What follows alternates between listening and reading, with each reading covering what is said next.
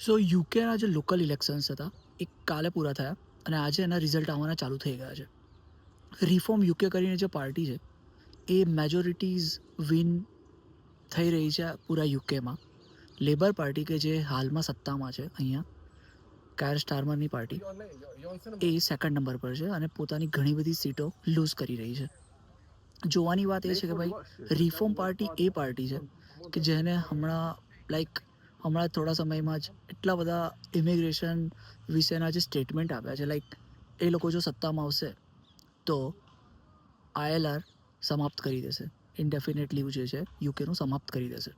બીજા ઘણા બધા સ્ટ્રિક્ટ નિયમો લઈને આવશે યુકે ઇમિગ્રેશનને લઈને. પ્લસ જે ઇલીગલ લોકો છે એ લોકો માટે બી ઘણા બધા સ્ટ્રિક્ટ નિયમ લાવશે. રેફ્યુજી છે એના માટે ઘણા સ્ટ્રિક્ટ નિયમ લાવશે. સો રિફોર્મ પાર્ટી એ અત્યારે લોકલ ઇલેક્શન્સમાં યુકેના મેજોરિટી વિન કરી છે, નંબર 1 પાર્ટી તરીકે ઉભરી છે. બાકી આ જે ઇલેક્શન્સ હતા યુકેના લોકલ ઇલેક્શન્સ હતા. મેઇન જે ઇલેક્શન્સ છે એટલે કે આ જે ઇલેક્શન્સ હતા એ મેયરના હતા. મેઇન જે છે એ 2029માં થવાના છે. Still this was only local elections, but પબ્લિકે પોતાનો જે વ્યૂ છે એ રિફોર્મ પાર્ટી તરફ બતાવ્યો છે. જોવાનું એ રહેશે કે ફ્યુચરમાં શું થાય છે 2029માં. સો પેલું કહેવાય છે કે ભાઈ સીટ કી પેટી બાંધ લેના, ઉડાન જોર સે હોને વાલી હૈ.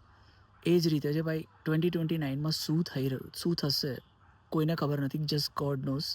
જોઈએ. આ તો જસ્ટ અપડેટ આપી તમને કે જે રિફોર્મ પાર્ટી છે એ યુકેના લોકલ ઇલેક્શન્સમાં વિન થઈ રહી છે.